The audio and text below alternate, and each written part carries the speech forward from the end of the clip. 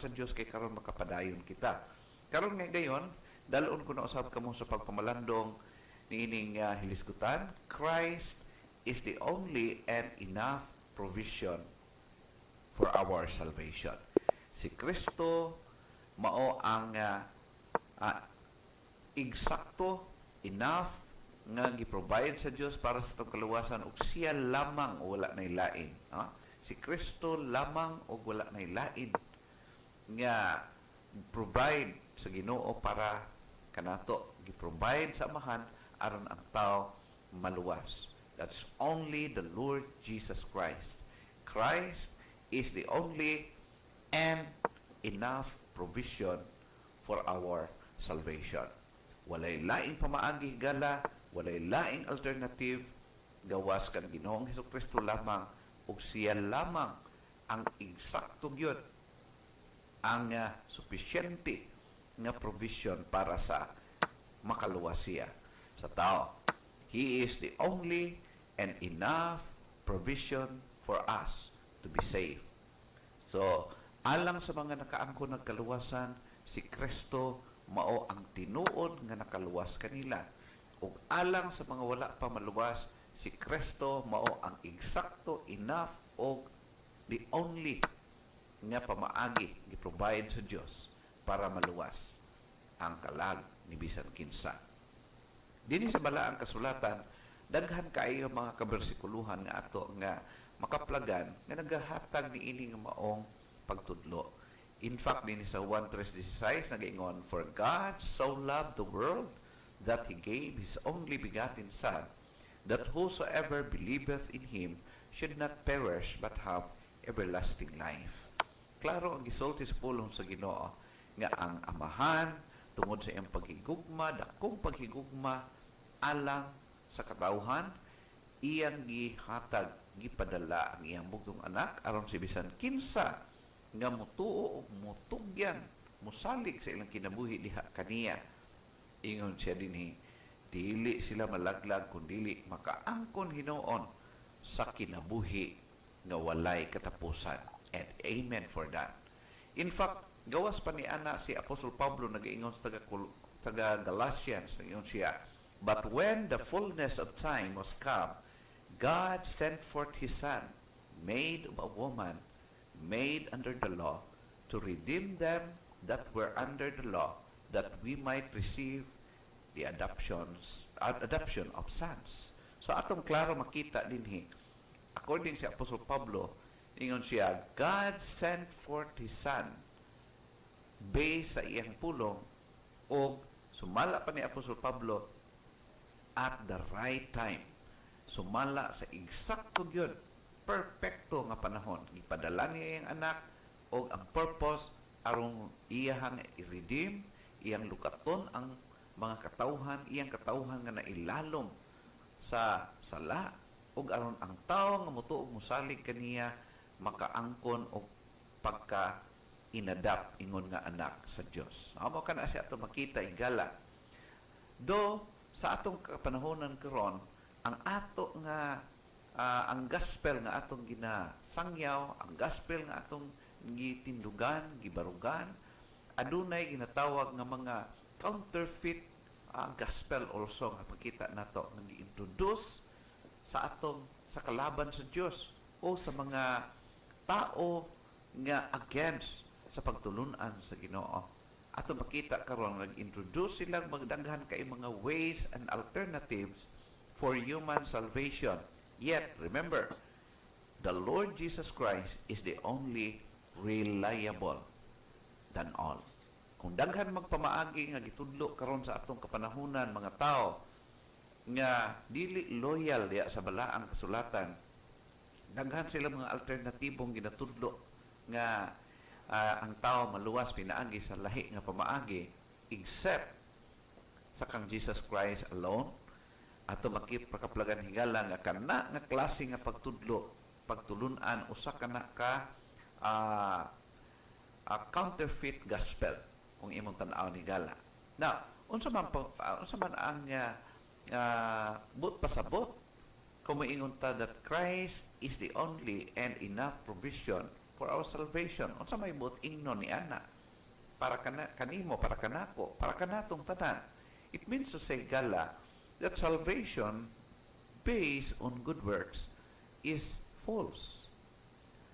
Ang salvation nga nakabase diya sa iyahang good works or iyahang performances, self-perform nga mga good works, dili siya eksakto sumala sa pulong sa Ginoo. Salvation based on good works is false.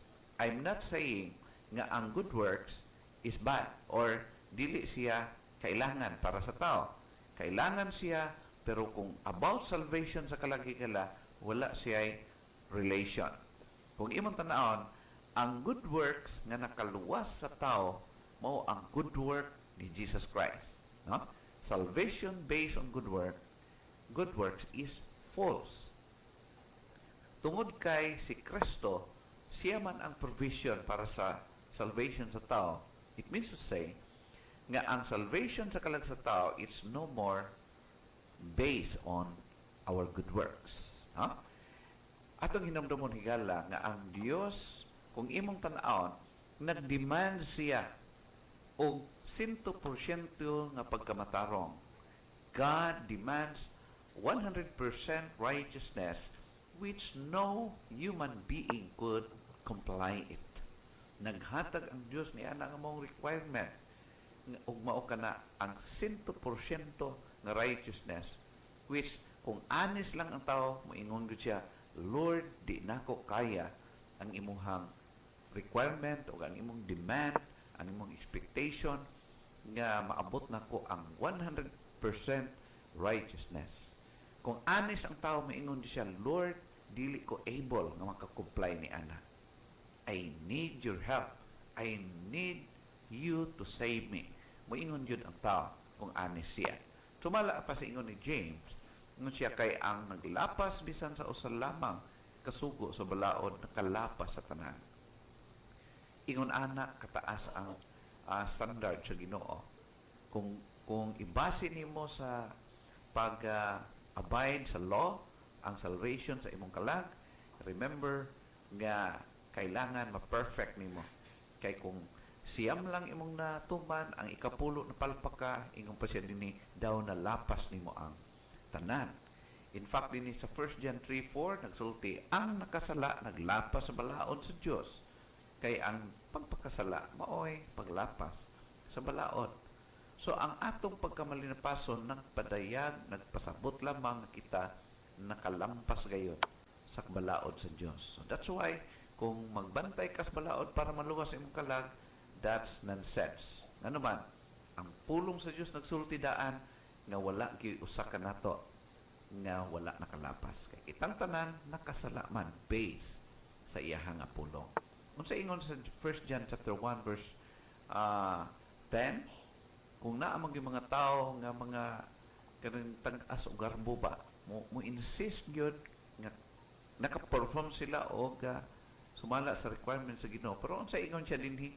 Ingon ang tao denial na klase nga tao na ingon. Kung mo ingon kita nga wala kita makasala, gipakabaka ko nato ang Dios o wala nato dawata ang iyang pulong. Kung naa may tao mo deny, may ingon siya nga wala ko'y sala, dili ko makasasala, ang iyang gihimo nga bakakon mao ang Dios mismo nga nagsulti nga kitang tanan makasasala. In fact, ang alagad sa Dios daang tugon si Propeta Isaias na known nga maayo pud siyang record, pero ato makita unsa ang iyang konsiderasyon sa iyang sarili. Ingon siya dinhi, sama kami sa taong sadaan ug ang among matarong nga buhat ingon lamang sa hugaw nga pahiran. Nangalaya kami daw dahon ug ang among pagkadautan daw hangin nga mipatpad kanamo. So klaro kaayo nga si Propeta Isaias nakasabot gyud sa iyang status at tubangan sa Dios nga balaan. O ingon siya, ang among pagkamatarong, ang among matarong nga buhat ingon lamang sa hugaw nga pahiran. Means to say nga disqualified, dili makapasar sa perfect standard sa Ginoo ang iyang performance and pariho kanato karon higala. walay tao makita nato nin kalibutan nga perpekto. Kitang tanan mali na pason. Unsa gani ingon siya dinhi ni Apostol Pablo sa Romans 3:20, kay walay mahimong matarong atubangan sa balaod o sa Dios pinaagi sa pagtuman sa balaod. Ang mahimo lamang sa balaod mao ang pagpaila sa tao nga siya nakasala. The real purpose ngano naghatag ang Dios og balaod for us to know, or para sa tao nga makabalo siya, makasabot siya nga siya nakalapas sa balaang kabubuton sa Dios. Ingon sa Galacia 3:24, busa ang balaod mo ay nagdumala kanato hangtod sa pag-abot ni Kristo aron maisip kita sa Dios nga matarong pinaagi sa pagtuo.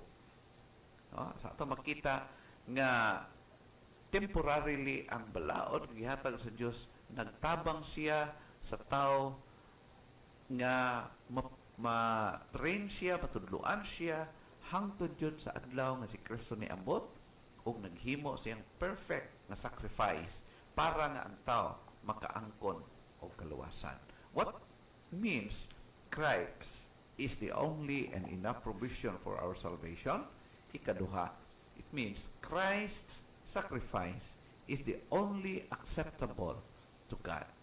Dili lang nga ang salvation based on good works is false, but Christ's sacrifice is the only acceptable to God. Ang sakripisyo ni Kristo ibabaw sa cross, mao lamang kato ang sakripisyo nga nadawat sa Amahan, gidawat sa Dios. In fact, ingon siya dinhi sa 1 Peter chapter 1 verse 18 and verse 19, nag-ingon, sa hingsayran ninyo nga kamo wala pagtubsa gikan sa walay pulos ninyo nga pagkinabuhi nga inyong gipanunod sa inyong mga ginikanan, pinaagi sa mga butang nga magabuk ingon sa bulawan o kun sa lapi, kundili sa bililhon nga dugo ni Kristo ingon sa usa ka kordero nga walay buling o walay mansa. So ato makita igala nga si Apostol Pedro clear kayo yung understanding nga ang kaluwasan sa kalag dili pinaagi sa paghalad o bulawan kun sa lapi. That's why ang ato nga mga offering sigala dili kana wala kanay kalabdanan sa atong salvation. O kundili ingon siya sa verse 19, kay unsa man ang gilukat ni Kristo alang kanato, ingon siya, kundili sa bililhon nga dugo ni Kristo ingon sa usa ka kordero nga walay buling ug walay mansa. Unsa may gigamit aron malukat ang tao sa iyang kasalanan? Pinaagi sa sakripisyo ni Kristo sa iyang balaang dugo nga paagas dito sa krus sa Kalbaryo.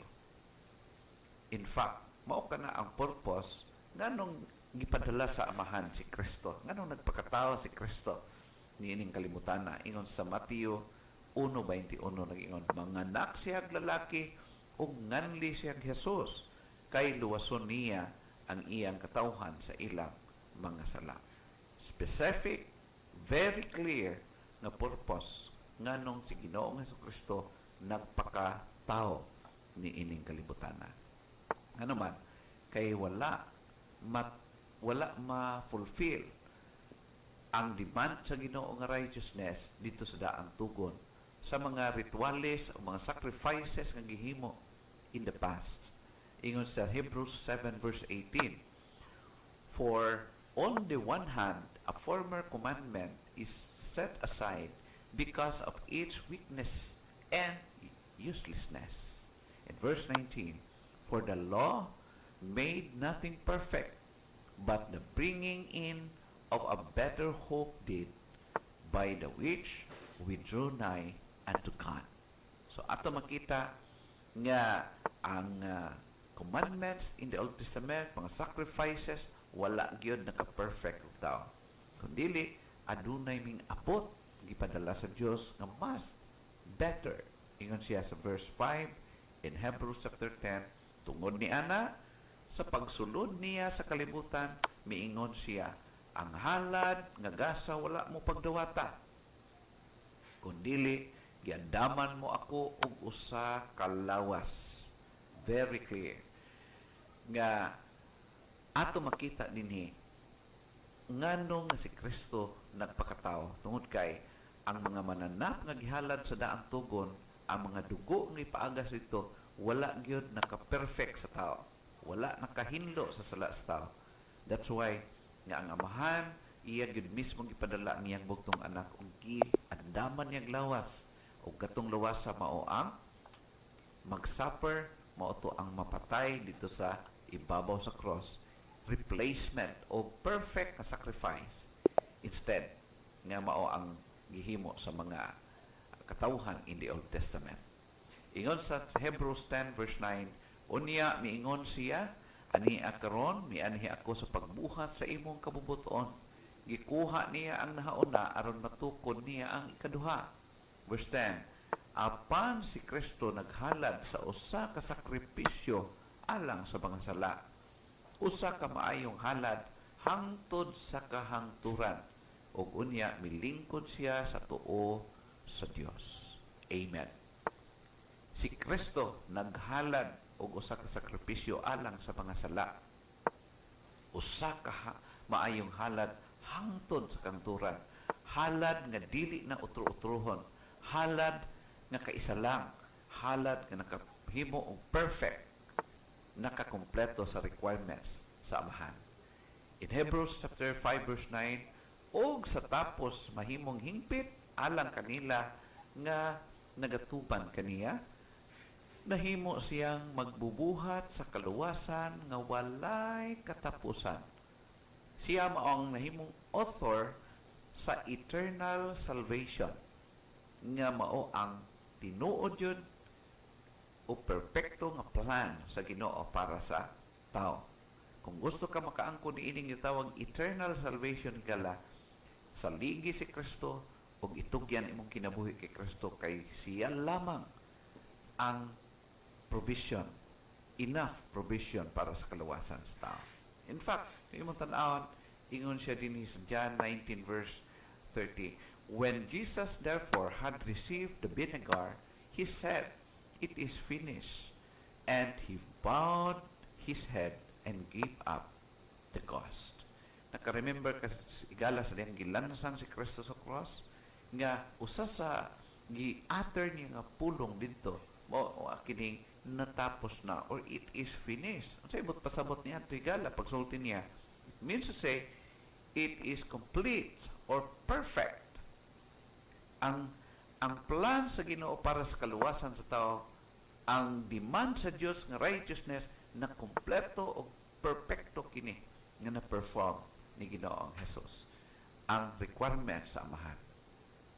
Sumala pa ni Apostol Pablo nga nakasambot gid maayo sa gospel o gikinabuhi niya, gitindugan niya. Unsay ingon sa Galatians 2:21 siya, wala ko isalikway ang grasya sa Dios. Kay kun ang tao isipon sa Dios nga matarong pinaagi sa balaod, nagkahulugan kini nga nakawang lamang ang kamatayon ni Kristo. So ato makita nga si Apostol Pablo nagtuo gayud siya, hugot kaayo nga pagtuo nga ang kaluwasan sa tao is only by the grace of God. Ug madawat kini sa tao pinaagi sa iyang pagtuo, pagsali diha ang Kristo nga iyang manluluwas. What means Christ is the only and enough provision for our salvation? Ikatulo, it means to say we seriously need salvation which could alone be found in Christ Jesus. Ikaw, ako, kitang tanan higala, seryoso gyud nga nagkinahanglan kaluwasan. O kanang kaluwasan na makaplagan lamang nato diha kang Kristo. In fact, si Jesus Christ mismo nagsulti siya dinhi sa Matthew 5:3, ingon siya, blessed are the poor in spirit, for theirs is the kingdom of heaven. Siya bulahan katong kabus diha sa espiritu. Unsay ibot pasabot ni ana? Means spiritually bankrupt. Bulahan ang tao nga siya miila na spiritually bankrupt siya. Di niya kaya luwason iyang sarili. Bulahan daw kuno ang tao. Nga naman, bulahan ang tao nga moangkon nga siya luwasonon o nagkinahanglag kalawasan. Kay kana nga tao, mao ka nang gitawag sa Dios nga humble o dili garbuso nga tao. Higala, kung gusto kang kaluwasan, naara gyud kang Kristo ang kaluwasan. Ano man, kung sa ato ang sarili at saligan, di kita makaluwas sa atong sarili, ano man, sumala pa sa pulong sa Diyos, we are all spiritually ill. Kitang tanan, anaa sa sakit, spiritual sickness. In fact, ingon sa Mateo 9:12, nag-ingon, apan ang hinungdan, apan sa hindunggan kini ni Jesus, miingon kanila, ang mga tao, mga maayog lawas, wala magkinahanglan o mananambal, kundili ang mga masakiton lamang. Ingon siya, nga ang katong mga okay panglawas, wala ito na kinahanglang doktor. Apan, katong masakiton, mao lamang sila ang nangitag doktor. Means to say, nga kung wala ang tao mo angkon nga siya, spiritually, ill siya, di siya magkinahanglan, di siya mudangop kay Kristo. Mateo 9:13 ingon pa, wala apan lakaw kamo og tun-in ninyo kung unsay kahulugan niini. Ako nagkinahanglan og kaluoy og dili halad. Kay wala ako moanhi sa pagtawag sa mga matarong kundi sa mga makasasala sa paghinulsol. No? Ato makita, ako nagkinahanglan og kaluoy, mercy, kaluoy og dili halad. Kaya nga naman, wala makapasar ang mga halad sa nag-una kanato. So daw ang kailangan, kaluoy, kay wala siya moanhi aron sa pagtawag sa mga matarong, kundi nag-anhi siya aron ang mga makasasala mo hinulsol sa ilang mga sala. Unsa daw ang picture sa nato ng mga tao atubangan sa Dios? We are all drowning in the mire of sin. Ang tanang tao nagkakaunlod sa ilang pagkamakasasala. That's why nagkinahanglan jud og rescuer. In fact, sa Psalm 69 verse 1, ingon ang psalmist ni, luwas sa ako o Dios, kay ang mga tubig misalanap hangtod sa akong kalag. Nahaunlod ako sa yanang nga haladong. Dili mahimo ang pagtindog. Nahidangat ako ngadto sa haladong nga mga tubig. Diin ang mga baha minglunot kanako. Mao kana ang picture nato tanan higala. Kitang tanan nalunupan, naunlod diha sa yanang, sa lapok ug sa tubig. Nagkinahanglan ta og rescuer. O kana mao lamang si Kristo ang makarescue. Ikatulo, we are all stand condemned in the sight of God. Kitang tanan hinukman sa silo. In fact, dito sa Romans chapter 3 verse 9, nag-ingon ang pulong sa Dios. Nan unsa man mga labing maayo ba kita kay kanila? Dili. Bisan sa unsa nga paagi. Kay gisumbong na nato ang mga Hudiyo ug ang mga Hintil usab nga silang tanan anaa sa ilalom sa sala. Klaro kayo ang pulong sa Dios. Mahudiyo man or Hintil, silang tanan anaa ilalom sa sala. We are all stand condemned in the sight of God. Therefore, nag-ingon si Apostol Pablo din sa 2 Corinthians chapter 6 verse number 2. Kay nag-ingon ang Dios, gidungog ko kamo sa takna nga akong gikahimut-an. Gitabangan ko kamo sa adlaw sa kaluwasan. Mao na kini ang takna sa pagdawat sa kaluoy sa Dios. Karon mao ang adlaw sa kaluwasan. Si Apostol Pablo, klaro kayo ang iyang gisulti, mahitungod paano kita maluwas sigala. Yun sa iyang gisulti niya dihi. Siya, gidungog ko kamo sa takna nga akong gikahimutan. Pangutana, kanus aba mahimuot ang Dios sa tao.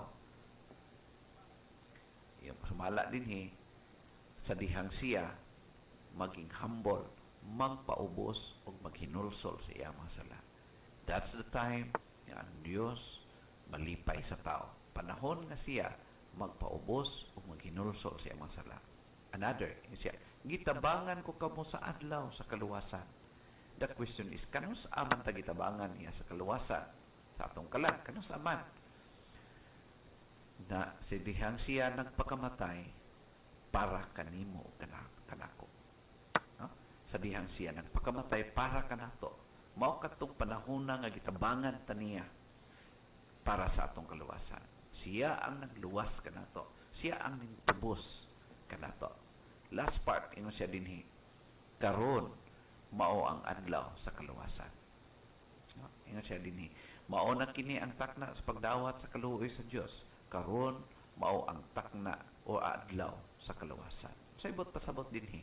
It means to say, karon samtang buhi pa o dili kon patay na.